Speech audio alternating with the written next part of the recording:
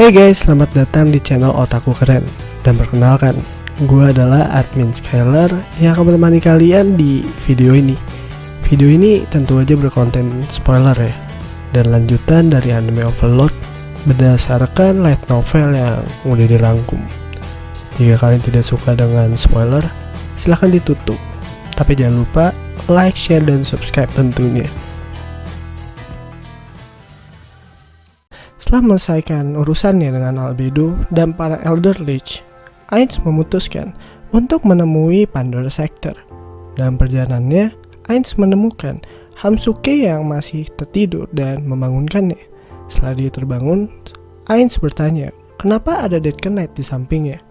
Setelah mendengarkan alasannya, saat itulah Ainz teringat bahwa dia memang melakukan sebuah percobaan dalam mempelajari martial art, sementara Hamsuke berlatih menjadi seorang warrior. Dengan kata lain, dia menggunakan Dead Knight ini untuk melihat jika dia bisa meningkatkan level sebagai seorang warrior. Setelah berbicara singkat dengan Hamsuke, Ainz melanjutkan langkahnya menuju ruang tamu.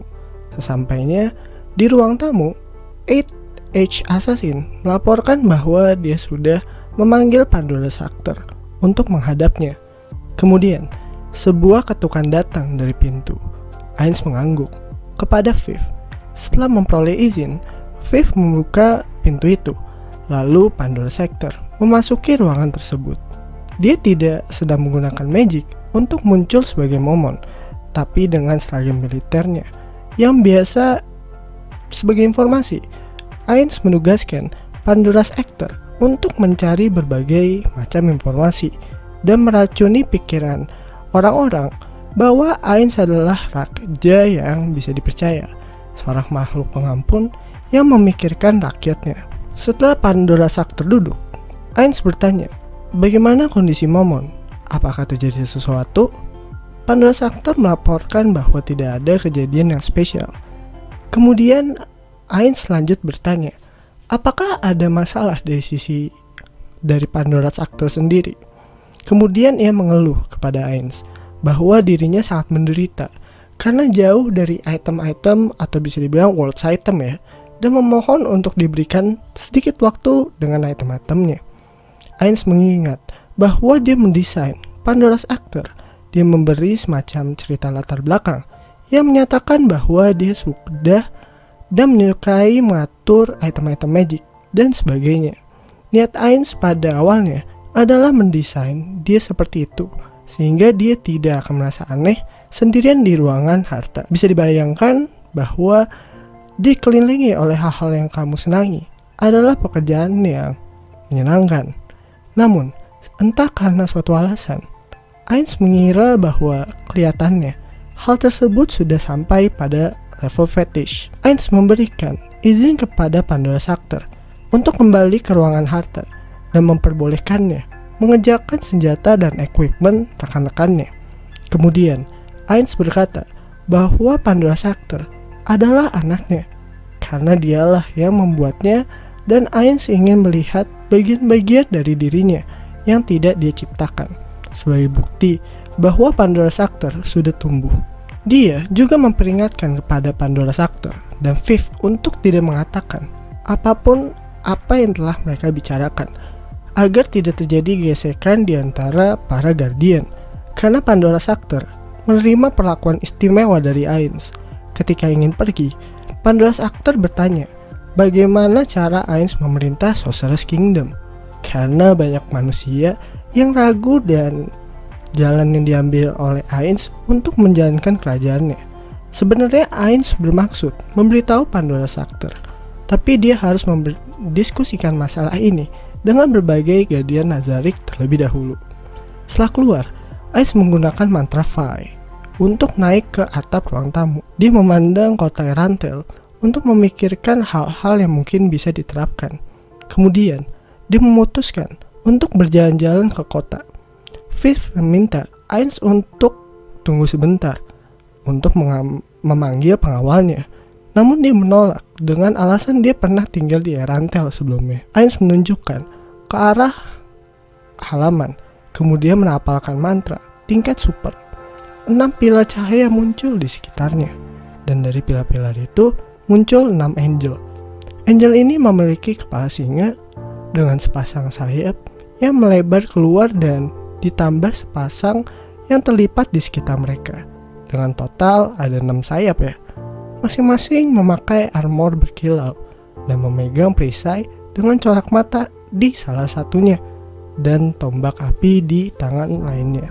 Angel-angel itu memiliki level 80 dan mereka bisa disebut sebagai Cerubium Gatekeepers. Sangat cocok dengan tugas sebagai tanker ya. Dan kemudian sensori mereka yang besar juga merupakan hal yang sangat baik untuk sebagai penjaga ya. Ainz memerintahkan Cerubium Gatekeepers untuk melindunginya, tetapi tidak boleh membunuh musuhnya dan hanya boleh membuat musuh menjadi tidak berdaya sambil memberikan sedikit mungkin damage. Dengan 6 angel ini, Fifth dan beberapa 8H assassin, sisanya adalah para pengawal Ainz menuju gerbang. Daripada jalan-jalan, sebenarnya dia ingin menemukan jawaban dari pertanyaan Pandora Sector. Ainz membuka langkahnya saat dia membayangkan masa depan dari Sorcerer's Kingdom dan nantinya di bawah kekuasaan. Setelah keluar dari istana, Ainz dan rombongannya bergerak maju dalam satu baris lurus di sepanjang jalan utama. Sulit untuk dikatakan bahwa jalanan itu dipenuhi dengan kehidupan. Terlihat jelas sekali ketika dia membandingkan ingatan saat dia masih menjadi momon dengan pemandangan di depannya sekarang. Sebaliknya, para Death Knight berjalan dengan bangga di sepanjang jalanan. Mereka mungkin sedang berpatroli di tempat yang biasanya ditempati oleh penjaga kota. Ainz menolehkan pandangannya ke arah dinding kota.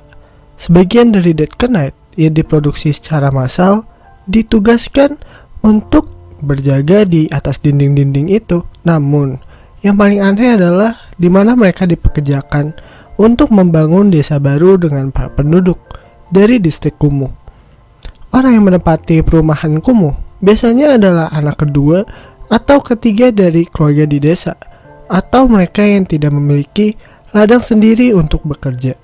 Tujuan Ainz adalah membangun desa kembali dalam waktu 1 tahun, dan agar mereka bisa mencukupi kebutuhan dasarnya. Lalu, nantinya mereka bisa memulai masa panen secara teratur di tahun kedua.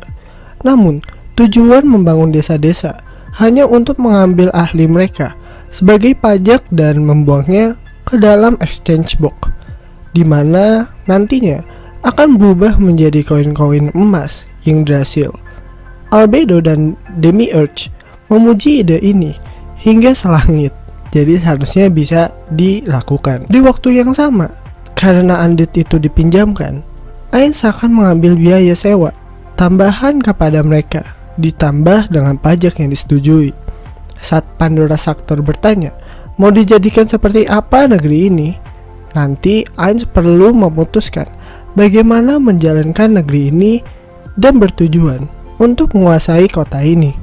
Sebagai contohnya, dengan bercocok tanam gandum atau semacamnya, lalu membuangnya ke dalam exchange box, lalu mendapatkan koin-koin yang bisa digunakan untuk memperkuat Great Underground Tomb of Nazarick.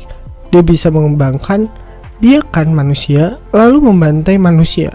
Itu akan membuat negeri itu menghasilkan XP yang akan disimpan di dalam Greed and Generosity. Ya memang kedengarannya cukup ekstrim ya idenya.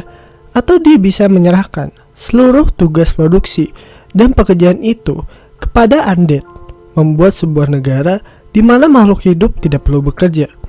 Ainz tidak bisa menyerahkan keputusan itu kepada bawahannya, karena ini adalah tugasnya, tanggung jawabnya sebagai penguasa dari Nazarick, dari Sorcerer's Kingdom of Ainz Soulgone. Setelah berpikir sesaat, Ainz bertanya kepada Fifth dan menyuruhnya untuk menjawab jujur bagaimana menurutnya tentang kota dan negeri ini. Apakah dia merasa ini adalah negeri di mana dia bisa hidup bahagia? Fifth menjawab bahwa dia sangat senang di negeri ini karena Ainz yang sudah menguasainya.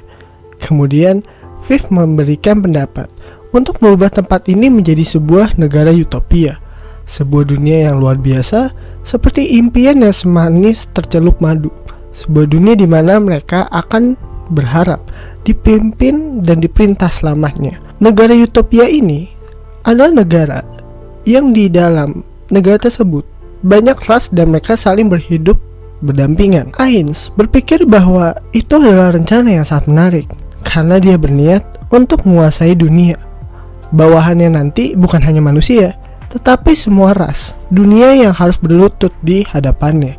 Jika Ainz bisa melakukan itu, dia nantinya akan menemukan mantan rekan-rekannya dan dia bisa dengan bangga menunjukkan kota ini kepada mereka. Cahaya di mata Ainz menjadi sangat cerah. Kelihatannya negeri yang Ainz inginkan adalah suatu negeri di mana dia menguasai berbagai ras dan berhidup berdampingan. Socialist Kingdom Ainz Solgun seharusnya menjadi sebuah negara di mana seluruh ras bisa hidup berdampingan. Ini adalah sesuatu yang hanya bisa dilakukan oleh Socialist Kingdom. Dengan orang-orang seperti Demiurge dan Albedo di dalam Socialist Kingdom, mereka bisa membuat negeri itu sebagai surga yang kekal. Ainz telah memutuskan dia akan menguasai dunia melalui daya tarik yang luar biasa. Untuk melaksanakan rencana ini, Ainz akan membayangkan dirinya sebagai seorang pegawai di dalam sebuah perusahaan kecil. Produk dari perusahaannya adalah kepemimpinan luar biasa terhadap Socialist Kingdom. Dia akan mempromosikannya penjualan dari produk ini. Pertama, dia harus mempertimbangkan target penjualannya. Dengan begitu dia bisa mengirimkan produk ini ke tangan-tangan yang mereka memang membutuhkan. Namun dia tidak bisa memiliki informasi tentang konsumennya. Saat Ainz bergelut dengan pikirannya sendiri, dia sudah di depan pintu masuk guild petualang. Lalu dia membuka pintunya. Jumlah petualang sudah sangat berkurang di sini karena jumlah permintaan pekerjaan yang berkurang, dan juga karena memang di Socialist Kingdom ini sudah aman. Penyebabnya adalah tentu aja dari Ainz itu sendiri. Dia telah menggunakan pasukan militernya untuk berpatroli di jalanan dan mempertahankan keamanan dalam negeri dari Socialist Kingdom. Pada akhirnya, itu menyebabkan orang-orang lari karena mereka merasa terancam oleh monster-monster itu. Namun, Ainz dapat inspirasi di pikirannya. Dia merubah para petualang yang hanya sekedar tentara bayaran untuk berburu monster menjadi penjelajah yang tidak diketahui, seperti di dalam Yggdrasil. Itu artinya mereka akan membawa nama Socialist Kingdom ke tanah yang belum dijajahi. Ainz tidak hanya ingin menggapai dunia manusia, tapi semua ras lainnya pula. Tujuan Ainz datang ke guild petualang adalah mencari bawahan, sehingga dia menyuruh resepsionis untuk memanggil guildmaster untuk bertemu dengannya. Tujuan utama dari rencana Ainz yang belum selesai adalah menggunakan para petualang untuk memuji kebaikan Socialist Kingdom. Ada 3 poin terhadap rencana itu. Pertama, pelebaran dari guild petualang, karena tidak ada gunanya di dalam sebuah organisasi yang hanya memiliki 10 anggotanya saja.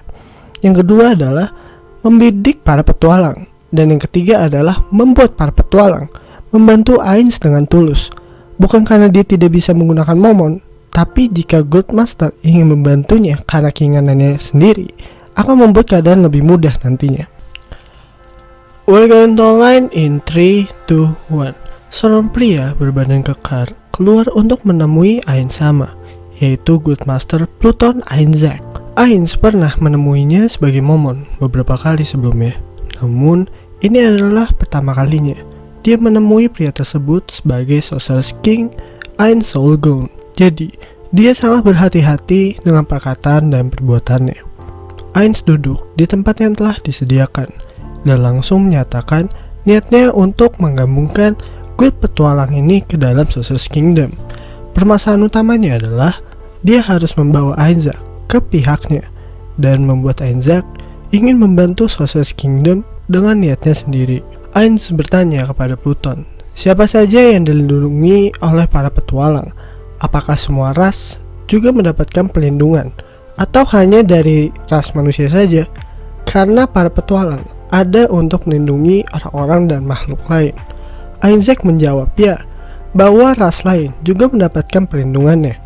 Jawaban Ainzek membuat Ainz bingung karena ras lain menjadi budak di Empire. Einzek menundukkan kepalanya, lalu melihat ke wajah Ainz lagi, dan berkata bahwa dia hanyalah pimpinan dari Gold Petualang Kingdom. Oleh karena itu dia tidak tahu apa yang dipikirkan oleh Gold Empire. Mendengar jawaban itu, Ainz berkata kepada Einzek, hanya mencoba untuk menghindari dari tanggung jawab dengan permainan kata. Perkataan Ainz membuat Einzek tersinggung dan terlihat marah di matanya. Meskipun mereka adalah Gold Petualang, mereka tidak bisa sepenuhnya lepas dari ikatan pemerintahan dan tetap patuh dengan hukum dari negeri tersebut. Kami adalah organisasi bersenjata. Akan sangat berbahaya jika sebuah kelompok dengan kekuatan seperti mereka memakai kekuatannya untuk melawan negeri atau orang-orang yang lainnya. Dan akhirnya, mereka menolak penggabungan ke dalam pemerintah karena takut digunakan sebagai kekuatan untuk melawan orang-orang biasa. Ainz menyuruh Einzek untuk duduk dan menjelaskan apa niatnya di masa depan. Dia mempertimbangkan kemungkinan agar para petualang mengambil tipe pekerjaan lain yang lebih berarti. Dia ingin para petualang menemukan tempat-tempat yang tidak diketahui dan menjelajahi dunia. Ketika Ainz mengambil alih Guild Petualang dari bawah pimpinannya, dia berencana untuk memenuhi daerah-daerah yang kosong yang ada di peta. Einzek berpendapat lebih baik menyerahkan tugas-tugas itu kepada orang-orang yang ada di dekat Ainz, karena Einzek harus melindungi orang-orang. Ainz menegaskan di dalam Sorcerer's Kingdom dialah yang melindungi orang-orang itu sebagai penguasa mereka. Memang benar bahwa Ainz bisa menyuruh bawahannya, namun banyak dari mereka yang menimbulkan keraguan besar. Apakah mereka bisa membangun hubungan baik dengan makhluk-makhluk yang mereka temui di dunia yang entah berantah? Itu akan memberikan rasa malu yang sangat besar baginya. Oleh karena itu, Ainz ingin menyerahkan tugas-tugas ini kepada para petualang. Ainz akan memberikan dukungan penuh karena tugas yang ada diberikan sangat berbahaya. Manusia butuh waktu yang lama untuk tumbuh dewasa. Kematian dari setiap individu yang berbakat adalah kehilangan yang besar. Karena itu, dia ingin mendapatkan kelompok petualang. Lalu, para petualang akan menerima dukungan penuh darinya sebagai bayaran karena telah melaksanakan perintahnya. Ainz tidak mengharapkan para petualang untuk mengumpulkan informasi negeri-negeri musuh atau untuk mengintai rute musuh. Dia hanya ingin para petualang menjelajahi tempat-tempat yang belum diketahui dan menemukan segala macam hal. Ainz berjanji untuk hal ini. Ainz ingin mendengar jawaban langsung dari Einzek. Dia sadar masalah ini sangat penting sekali, dan Einzek harus mempersiapkan dengan mendiskusikan hal ini bersama para petualang lainnya. Kenyataan bahwa hal ini membutuhkan waktu yang tidak bisa dielakkan. Namun, Ainz ingin tahu bagaimana menurut Einzek terhadap penawaran ini. Apakah dia bersedia memberikan petualang mereka di bawah perintah Ainz? Dia sangat berharap para petualang mampu menjadi petualang yang sebenarnya, tidak hanya sebagai pemburu monster. Menurut Einzek, menjadi agen dari Sorcerer's Kingdom adalah suatu hal yang bisa disepakati pada titik tertentu. Jika Einzek berbicara sebagai mantan petualang, dia sangat senang jika dia bisa membantu. Kegembiraan karena pidatonya berhasil menyebar dengan pasti ke seluruh tubuh Ainz. Rasanya seperti ada perasaan meninggalkan seorang klien setelah berhasil menutup kesempatan. Ainz mengangkat satu jari tulangnya dan menegaskan bahwa Sorcerer's Kingdom akan menerima semua ras sebagai rakyatnya. Itu artinya bukan hanya ras humanoid, bahkan demi-human dan heteromorph.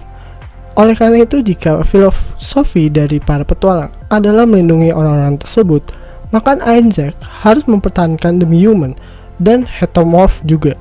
Di dalam negerinya, tidak ada perbedaan antara manusia demi-human dan heteromorph.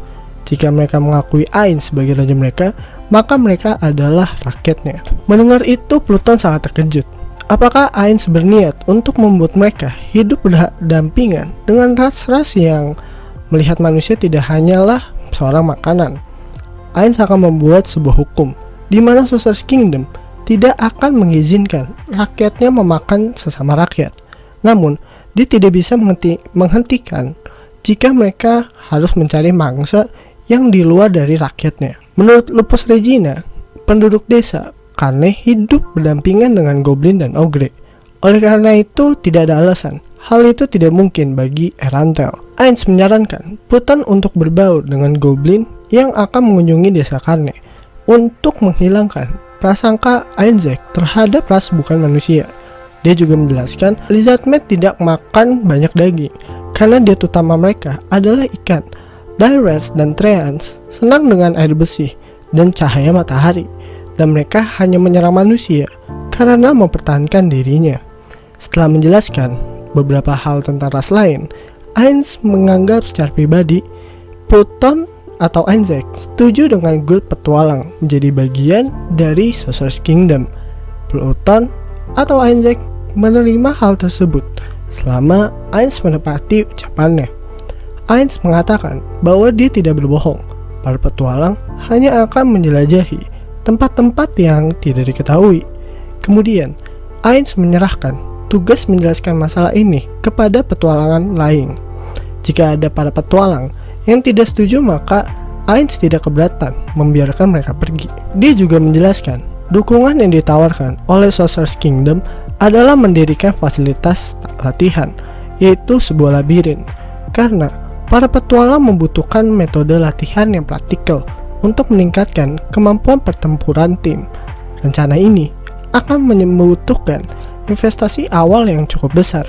Namun, menurut Ainz masih dalam batas yang diperbolehkan bagi pengeluaran yang dibutuhkan. Karena para petualang adalah sumber daya manusia yang berharga bagi Sorcerer's Kingdom. Ainz melarang para petualang pindah ke Guild Kingdom atau Empire setelah menyelesaikan latihan mereka, karena ini adalah organisasi negara. Penyalahgunaan akan dianggap sebagai pengkhianatan. Ainz bertanya kepada Isaac, apakah dia punya ide agar banyak para petualang dari Guild Kingdom ataupun Empire tahu tempat ini. Menurut Isaac, guild petualang yang ingin didirikan oleh Ainz adalah sebuah hal yang sangat diinginkan dibandingkan dengan guild petualang Kingdom maupun Empire. Ketika berita ini tersebar, guild dari berbagai negara mungkin akan mencoba usaha untuk menghalanginya agar bisa menjaga para petualang mereka ditarik keluar. Karena masing-masing negeri menganggap para petualang adalah sebagai kartu as mereka, dan mereka tidak senang melihat petualang mereka pergi ke negara lain. Setelah mendengar jawaban Isaac, Ainz bangkit berdiri dan memutuskan untuk menyelesaikan masalah ini ke hari yang lainnya. Oke, sekian dari penjelasan lanjutan anime Overlord berdasarkan light novel. Jika kalian suka, silahkan like, share, dan subscribe tentunya. So, bye, Admin Scholar dan juga Otaku Keren, signing out.